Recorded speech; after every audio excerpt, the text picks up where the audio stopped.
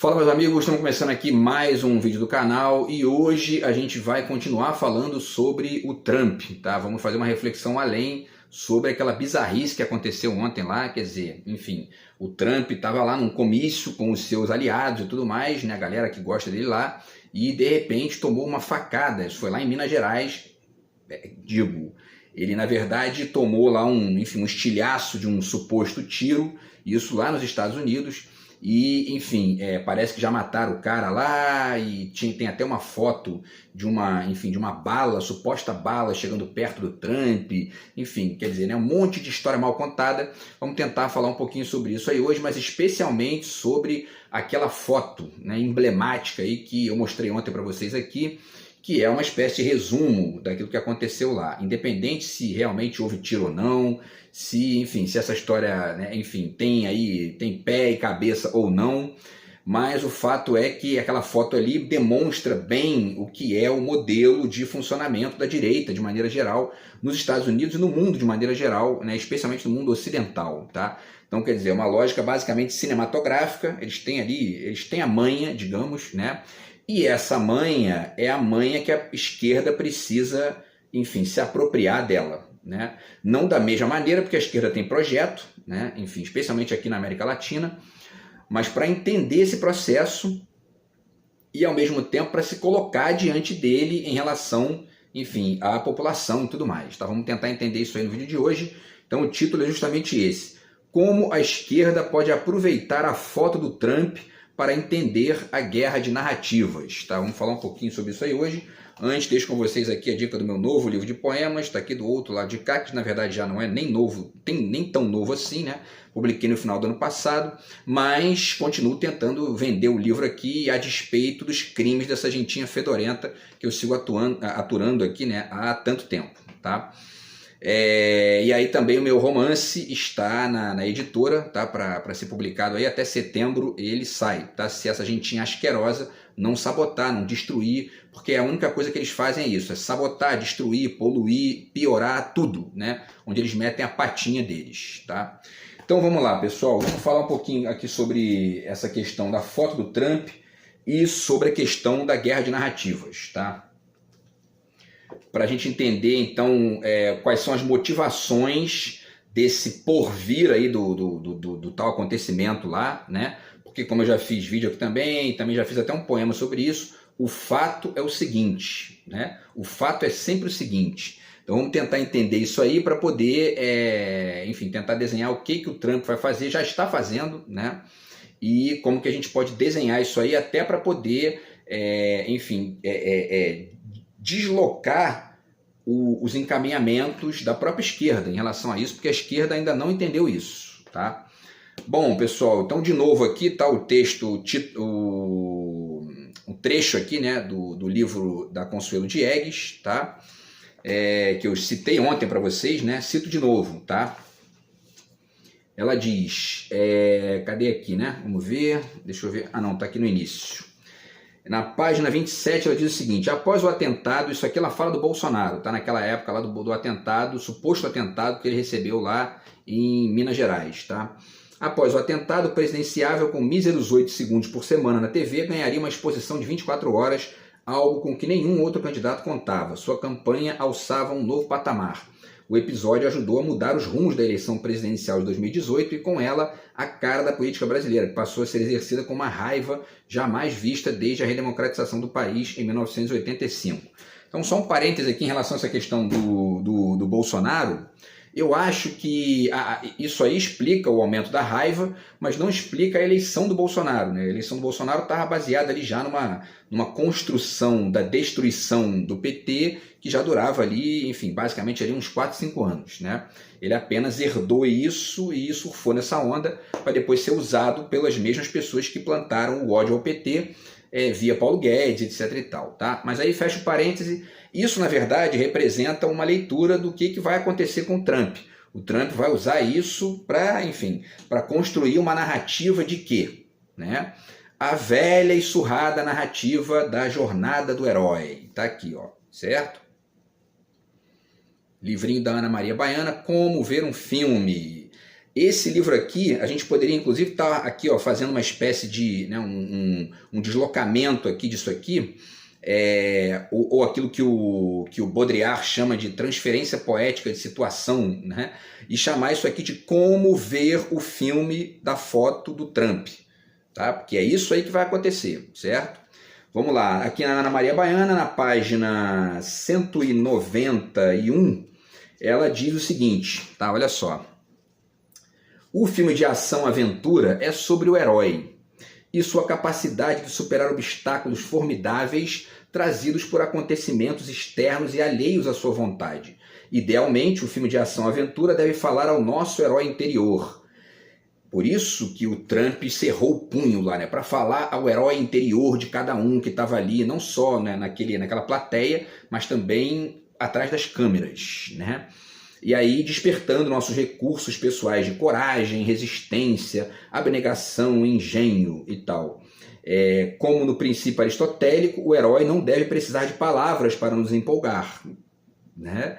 Seus atos, decisões e reações frente a obstáculos que nós na plateia não ousaríamos enfrentar é que devem nos convencer de seu heroísmo, né? A foto, a bandeira, o punho cerrado e tudo mais, tá? Enfim, E aí, só para finalizar ainda aqui um trecho da Ana Maria Baiana, ela traz aqui na 192, 193, a sequenciazinha da jornada do herói, certo?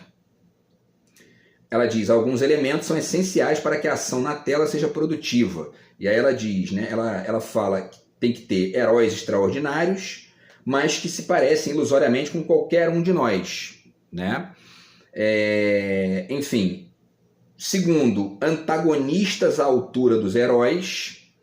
Isso é muito importante para quem fica armando essas situaçõezinhas, né, que são patéticas, mas ao mesmo tempo são muito bem pensadas, né? Tem que ter um inimigo, tem que ter tem que ter um antagonista, né? E esse atirador, ou meramente o tiro, enfim, ou meramente a vilanização que acaba sendo transformado em vitimismo, né, da figura do Trump, do próprio Bolsonaro, e as teorias da conspiração, do comunismo que vai destruir o mundo, né, tem que ter antagonistas para que as pessoas torçam para o herói, né? No mundo, como por exemplo na Europa, a Europa você dificilmente vai ver isso aqui, né? Essa coisa patética você não vê na Europa porque a construção é outra ali, né? Enfim, mas enfim, tem que ter, porque inclusive a Europa, em parte, já superou uma parcela significativa da sua luta de classes e chegou numa espécie de hibridismo mais interessante, né? Que a gente aqui tá longe de chegar por conta disso aí, né? Por conta dessa coisa patética que é a direita aqui na América Latina. Na América, de maneira geral, tá? Então tem que ter os antagonistas, e aí tem que ter os obstáculos tão ou mais extraordinários que os heróis, né? Crise de proporções épicas, salvar o mundo, salvar os Estados Unidos, ou pelo menos o presidente, né? E tá aí, né? Isso aqui não precisa nem explicar, né? E a última tem que ter violência, né? Não é possível fazer a jornada de um herói sem confronto e derramamento de sangue, ou pelo menos um sanguezinho na orelha, né? Tem que ter, né? O que no drama pode se resolver com um diálogo bem estruturado e na comédia com alguns tropeções, no filme de ação-aventura só pode ser condignamente expressado em atos extremos, porque herói, antagonista e obstáculo são, aspas, né, extraordinários, certo? Ou são vendidos como extraordinários, né? Então, isso aqui é uma chave muito interessante para entender o que o Trump vai fazer a partir de agora, com certeza, né? Porque foi o que o Bolsonaro fez e é o que acontece de maneira geral com esse tipo de evento, especialmente nos Estados Unidos, que são esse país do cinema, né? E do cinema visto a partir dessa lógica aqui, né? Então tá aqui esse livro do Paul Virilio, Guerra e Cinema, tá? Ele diz aqui exatamente o seguinte, ó. A história das batalhas é, antes de mais nada, a história da metamorfose de seus campos de percepção. Tá? Então, se nós estamos falando de guerra de narrativas, a gente tem que começar, a gente que pensa à esquerda, tem que começar a se apropriar dessa linguagem aqui para poder usar isso de maneira mais inteligente, né? Não para manter a guerra de narrativas ad eternum, né? Mas para, enfim, superar esses elementos de atraso que a gente fica tendo que, enfim, aturar aqui por conta da manutenção dessa parte pobre da guerra de narrativas, que é justamente isso aí, né? Fotinha com a mãozinha para o alto, quer dizer, o Fernando Henrique dizendo que ganha emoção, né? Enfim, e etc e tal, né? E a própria visão do Zizek também, que ainda que seja muito mais, né, ampla ali, com perspectivas mais amplas do que a do Fernando Henrique, mas ele não chegou nem perto da solução da questão ainda, ou pelo menos de um encaminhamento mais produtivo, tá? Então, repito aqui a frase do Paul Virilio, tá? A história das batalhas é, antes de mais nada, a história da metamorfose de seus campos de percepção. E como os Estados Unidos sabem bem disso, eles estão buscando ali justamente uma metamorfose do campo de percepção, para poder colocar pró-Trump, e, enfim, o Trump, né, está buscando isso, e, enfim, para poder tentar amealhar o povo para si, tá? Existem, já falei aqui de um filme também, né, filmes ruins, árabes malvados, né, que é um filme que tem aí na internet. Inclusive, acho que tem legendado em português no YouTube, você pode ver lá. O cara fez uma pesquisa com 900 filmes estadunidenses. Todos eles mostram os árabes como vilões, bandidos, figuras ruins, patéticas, sujas, etc. e tal. Isso é a tentativa de metamorfosear as experiências de percepção, né? Enfim, então é importante ponderar isso para poder entender o que o Trump está fazendo, tá? E aí, pessoal, vamos lá, vou ler um trechinho para vocês aqui, tá? Para a gente começar a refletir, certo? Junto com os livros, tá? Então, diante disso, é preciso que a gente comece a desmistificar a ideia de arte como algo que remete sempre a um valor positivo, né? Enfim, acabei de falar dos filmes aqui, né, que acabam gerando muitas vezes ali uma espécie de uma lógica meio de racismo até, né?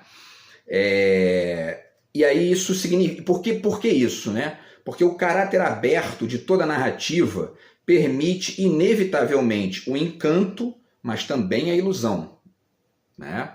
E muitas vezes é muito difícil desenhar aonde está um, aonde está outro, porque muitas vezes os dois estão ali meio que digamos, né, misturados na mesma experiência, né? A questão é como denunciar a ilusão sem ignorar o encanto. Esse é um ponto importantíssimo que a esquerda tem que se apropriar disso para poder começar a manejar melhor aí essa guerra de narrativas, tá? A esquerda atual, digo eu, né, ela é em parte platônica, tá? Aqui o Platão, né, o diálogo dos sofistas, tá? E por que a esquerda é em parte platônica? Porque na Grécia havia uma espécie de disputa, né, entre os filósofos que buscavam a verdade, nada além da verdade, e os sofistas que buscavam ali a grandiloquência, enfim, a retórica, né? Que é mais ou menos esse perfume, né, essa coisa que você coloca no discurso para seduzir o outro, né? E aí, na verdade, os dois estavam errados, né? Porque um ficava buscando só a retórica e a filosofia achando que só existe a verdade, né? A esquerda atual ela é em parte platônica, né? No seguinte sentido, na Grécia a filosofia nasce como defesa da verdade, como oposição aos sofistas, que seriam os malandros da época, digamos, né? Ou seja, aqueles que vendiam a retórica de superfície como algo mais importante do que a verdade, que seria, na perspectiva da filosofia, o fim e o bem supremos. Os sofistas não ignoravam a importância do encanto, claro, né? Porém, só utilizavam o encanto para sustentar ilusões, ainda que mesmo aí, né, nos entremeios ali de alguns diálogos, você vai encontrar encantos interessantes, óbvio, né? Mas criou-se esse rótulo, aí, esse estereótipo do sofista grego como aquele que está buscando a retórica e não a verdade, certo? E aí, vale inclusive um parêntese, né? De certa forma, o advento da Idade Média acabou sendo a vitória desse encanto iludido, né?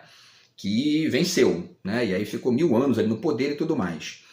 E aí é interessante, a esquerda deveria ler assim, com muita seriedade o Elogio da Loucura, do Erasmo de Roterdã, que é um dos textos mais importantes do Renascimento, que é esse Renascimento que busca retomar os ideais gregos, né? E acaba, enfim, né, digamos assim, né, acaba se desmembrando para uma lógica ali que vai desembocar no iluminismo e tudo mais, e aí depois ganha a dialética do romantismo, tudo isso tem que ser acrescentado. Mas isso já estava tudo aqui no Elogio da Loucura do Erasmo de Roterdã.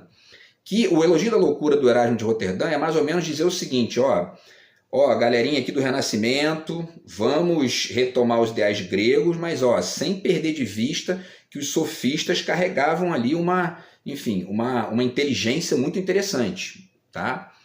Então a esquerda deveria ler o Erasmo de Roterdã também. Por quê? Porque o oposto da ilusão encantada, que é a ilusão encantada dos sofistas, da Idade Média e da direita latino-americana e da direita estadunidense, né? Especialmente quando aparece esse tipo de coisa aí como a foto do Trump, o oposto da ilusão encantada não está na verdade bruta, né? Na verdade não está apenas, né, na verdade bruta dos números, das medidas, da linha reta e etc e tal, né? Mas sim na mistura complexa desse encanto com a superfície do cotidiano somados, né? Então, lembremos aqui o vídeo que eu fiz do Scooby-Doo, né? Atrás de toda máscara existe não um rosto a ser, ou a ser definido, ou a ser, digamos, ou a ser adequado, né? Existe um Pierre Menard ali atrás de cada máscara, né? Que é o personagem aqui do Jorge Luiz Borges, né? É preciso entender isso também para poder jogar melhor na guerra de narrativas, certo? Então, esse é mais um ponto aí para a gente pensar, tá? Vamos ver o tempo aqui. E aí, quer dizer, essa mistura complexa do encanto com a superfície do cotidiano, que a direita usa de maneira, né, sistemática, e a esquerda muitas vezes só usa isso para poder, digamos, né, para poder vender a ideia de que o básico é o fundamental, e é por isso que o Zizek mostra lá, quando ele mostra o exemplo das notas de dinheiro, quando o cara coloca o óculos no filme, né, quem quiser entender isso aí, vá no vídeo anterior que eu fiz, o óculos lê escrito ali, né, isso aqui é o seu Deus. A esquerda entende que o dinheiro é algo basicamente totalmente alienante, né, porque ela moraliza a questão e não consegue chegar nessa lógica aqui do cotidiano, que a direita deita e rola com isso. Então, para resumir, a parada nessa situação aqui da grana, né, não é fazer o jogo da direita, de dizer de maneira ou cínica, ou canalha, ou estúpida, quando são os pobres de direita, né, que todo mundo pode ser um bilionário, né, mas dizer, o dinheiro não é tudo, mas ele é importante porque ele pode te dar não apenas a comida, né, como diz a música dos Titãs, mas também a diversão, a arte e eventualmente outras coisas que você queira, né? Isso a esquerda tem um pudor gigantesco de fazer isso. E eu já fiz vídeo aqui também falando sobre aquela questão do Celtinha do Boulos, enfim, né? E não é uma crítica ao Boulos aqui, mas lembrando aqui aquela reflexão que eu fiz. E isso também está na maneira como a esquerda incorpora certas questões, como por exemplo, né, a tal ideia da esquerda caviar e tudo mais, e do próprio comunista de iPhone, né, que são estratégias narrativas canalhas da direita para ficar sustentando a esquerda no lugar do pobre, né? E isso acaba fazendo... E quando a esquerda veste isso, e ela veste quase sempre isso, mesmo que involuntariamente, né, sem perceber... Vide aí essa questão lá, esse exemplo do Zizek ali, né, com a questão do dinheiro, ela na verdade está, quando ela veste esse estereótipo, né, ela vai perder a guerra de narrativas sempre, enquanto ela estiver vestindo esse estereótipo. Enquanto ela não sair disso e tentar fazer uma espécie de utilizar uma estratégia de entremeio entre a defesa idiota dos bilionários e a defesa tão idiota quanto da pobreza, né, do voto de pobreza. Tá? Isso é fundamental para poder entrar nessa guerra de narrativas e tentar começar a mudar, enfim, a lógica, certo? Bom, e aí você tem que acrescentar, então, né, a partir dessa perspectiva, ao encanto e à superfície do cotidiano, é bom sempre somar a filosofia junto, né? E a filosofia, nesse caso, tem sempre um valor terceiro, né? Porque vem de fora. Ela é uma proposta, ela é um diálogo com esse menar. Se você não entende isso, você acaba caindo também, que é um outro equívoco da esquerda, você acaba caindo numa lógica meio de, digamos, uma lógica de... me fugiu a palavra agora, mas é uma coisa meio que como se a esquerda detivesse de maneira aberta ali, evidente no discurso, o roteiro para os outros, né? É importante dialogar de maneira mais ampla, até para fazer também o papel que eu já disse aqui, que é o dos intelectuais, né, do mundo de hoje, das pessoas que se predispõem a isso, que é de mostrar que a filosofia está em todo mundo, né? E não apenas nos filósofos ou em pessoas que estudam isso de maneira estrita, né? Enfim, que mais? E aí, o encanto não pode ficar de fora da equação, né? O fato é esse. E porque ele é parte fundamental da vida, tá? E aí eu já deixo aqui algumas dicas, tá? Em relação a isso aí. O Agamben tem um trecho muito interessante aqui no texto que ele fala sobre o rosto, né? Nesse livro aqui, tá? Que eu já mostrei para vocês aí várias vezes. E ele diz uma coisa aqui que o Zizek, seria interessante o Zizek ler isso aqui, porque ele ia pegar essa ideia aqui, né? Ia ver como aquela questão do óculos lá precisa ser deslocada para um ponto além, tá? A própria esquerda também, né? O Agamben diz, né, que o rosto expõe aquilo que... O rosto é o ser irreparavelmente exposto do homem e, ao mesmo tempo, o seu permanecer oculto precisamente nessa abertura. Quer dizer, o rosto, ele é, como eu já falei aqui quando eu fiz o vídeo do Scooby-Doo, ele é, né, a realidade, né, ela é rosto e máscara ao mesmo tempo, né? E aí ele diz uma coisa aqui na página seguinte, tá, que eu acho que é a coisa mais importante aqui para a gente desenhar como alternativa, tá, à esquerda, né? Vamos lá. Ele diz, porque lembrem que eu falei da questão da aparência, né, naquele vídeo que eu fiz do Scooby-Doo, vou deixar o link para vocês aí, tá? Que a aparência, ela tem vários sentidos, né? Até eu anotei aqui, deixa eu ver aqui, a aparência é aspecto, mas é também ilusão, né? A aparência é rosto, mas também é falsidade, é semelhança, mas também é fingimento. É isso que o Agamben está apontando aqui em relação ao rosto, né? Então ele diz, chamamos de tragicomédia da aparência o fato de que o rosto descobre precisamente e apenas enquanto esconde, e esconde na mesma medida em que descobre. Desse modo, a aparência que deveria manifestá-lo se torna para o homem a aparência que o trai, e na qual não pode mais se reconhecer, justamente porque o rosto é somente o lugar da verdade. Mas, quer dizer, deixa eu ler de novo aqui essa frase... Justamente porque o rosto é somente o lugar da verdade, ele é também imediatamente o lugar de uma simulação e de uma impropriedade irredutível, né? Ele é rosto e máscara ao mesmo tempo. Isso não significa que a aparência dissimule o que descobre, fazendo-o aparecer como não é verdadeiramente. Antes, aquilo que o homem é verdadeiramente não é nada mais do que essa dissimulação e essa inquietude na aparência. Pois o homem não é e nem tem que ser nenhuma essência ou natureza, nem algum destino específico. A sua condição é a mais vazia e a mais insubstancial, a verdade. O que resta oculto não é para ele algo por trás da aparência, mas o próprio aparecer. O seu não ser nada mais do que um rosto. Levar a aparência, a própria aparência, é a tarefa da política, é o que ele diz, né? E aí, para finalizar, ele ainda diz aqui uma outra coisa. E aí ele vai falar aqui sobre política mesmo, né? A verdade, o rosto e a exposição são hoje objeto de uma guerra civil planetária, cujo campo de batalha é toda a vida social, cujas tropas de assalto são os mídia, cujas vítimas são todos os povos da Terra. Políticos, mediocratas e publicitários compreenderam o caráter insubstancial do rosto da comunidade que ele abre e o transformam em um segredo miserável do qual se trata de assegurar a qualquer custo o controle.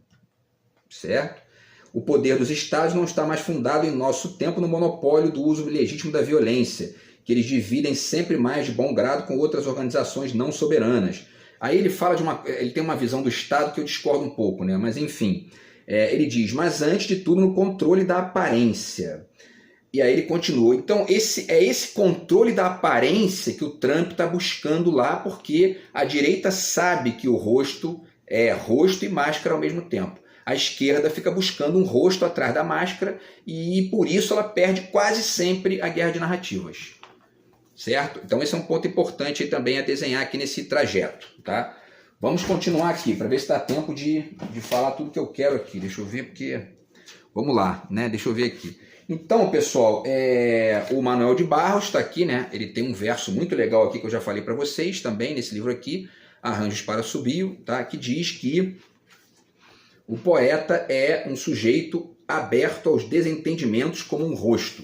A esquerda tem que entender isso para poder acrescentar isso ao seu hibridismo, enfim, de práticas reflexivas e de práticas sociais para poder tentar jogar melhor nessa guerra de narrativas, tá? Ou seja, ela tem que entender, né, a esquerda, que a realidade não é o que parece e é também o que parece, né? Como diz aqui o Carlo Rovelli, que isso aqui é uma descoberta da física, né? Enfim, tem que descobrir que a história é o fato e a narrativa, tá? Como diz aqui o Roger Chartier, é fato, é documento e relato, certo? Porque você ficar buscando, né, uma verdade atrás da mensagem é você não entender que o fato é também relato, né? Que mais? O Marcelo Gleiser fala aqui também da importância do imperfeito no último artigo desse livro, e a esquerda tem que entender a importância do imperfeito para poder continuar aí, enfim, para se aprofundar melhor nessa guerra de narrativas, tá? Que mais? Tem que entender aqui o Carta de um Louco, do Guy de Maupassant, que já sabia disso tudo desde o final do século XIX, certo? Carta de um Louco é um dos contos mais importantes que a esquerda deveria ler também. O que mais? Tem que saber que toda história tem uma história oculta. O Trump sabe bem disso, a direita sabe bem disso, o cinema dos Estados Unidos sabe bem disso, né? Por isso que eles vão tentando o tempo todo amealhar transformar o Pierre Menard num crente, né? Certo? A partir dessa manutenção do medo e da manutenção dessa jornada do herói idiota que a gente fica aturando aqui, tá? Enfim, e uma série de outras coisas. Eles entenderam aquilo que já está lá na poética do Aristóteles, né? Que existe uma catarse, existe uma resposta, né, da população a essas encenações, né? E se na Grécia eles buscavam controlar essa catarse a partir da ideia do destino inexorável, etc. e tal, hoje se faz isso através da jornada do herói, dentre outras estratégias e maracutaias, certo? Então a esquerda tem que se apropriar de parte dessas estratégias para tentar jogar melhor nesse campo aí, tá? E aí, para finalizar, então, pessoal, um trechinho aqui do Jean Baudrillard, nesse livro aqui, tá no Senhas, ele diz aqui, na página 15, ele diz o seguinte: em certas modalidades da linguagem poética, as trocas entre palavras e a intensidade de prazer que proporcionam se operam fora de uma mera decodificação, aquém ou além de seu funcionamento em termos de valor de significação. O mesmo se pode dizer com relação aos objetos e aos indivíduos. Há, nessa perspectiva, uma possibilidade de criar um curto-circuito no sistema de valor e na esfera de influência que ele alicerça, né? Então, a direita sabe bem disso aqui, que certas modalidades da linguagem poética se operam fora de sua mera decodificação. A esquerda fica buscando decodificar a máscara atrás, né, do rosto. E por isso ela vai perder a guerra de narrativas sempre, enquanto ela não entender isso, tá? Tá aqui, ó, certo? Mais uma vez. E aí, por quê? Né? Porque esse aí é um traço daquilo que o Cioran diz aqui, que é a questão de que sem utopia as nações perecem. E os indivíduos também, né? Por isso que os estadunidenses usam bem o cinema para isso, e por isso que é preciso jogar nesse jogo de maneira mais, enfim, mais esperta, mais inteligente, né? Não para poder descer ao nível rasteiro dessa jornada do herói idiota, né? Que na política não serve, né? Na política isso só engana as pessoas, mas para poder tentar, enfim, não abrir mão do encanto. Senão a gente acaba virando moralista e, enfim, não vai ganhar a guerra de narrativas nunca, tá? Então, pessoal, para finalizar, tá? Não vai dar tempo de falar de tudo aqui, mas deixo aqui só uma reflexão final, né? O Zizek tem esse livro aqui, que é muito bom, não li ainda, mas eu conheço, que fala inclusive de uma frase do Marx, né? Que diz: primeiro como tragédia, depois como farsa, né? No caso da tal jornada do herói montada artificialmente por essa direita pobre, a tragédia já começa como farsa, né? E é preciso tentar entender isso aí para poder propor alternativas nas quais o encanto não saia de cena, mas que a gente apresente, enfim, elementos a mais aí para poder aprofundar essa discussão. Beleza, pessoal? Então é isso, tá? E a gente se fala no próximo vídeo aí do canal. Vamos continuar acompanhando, né, as encenações do Trump lá e discutindo aqui e debatendo, beleza? Grande abraço aí, tamo junto. Fui.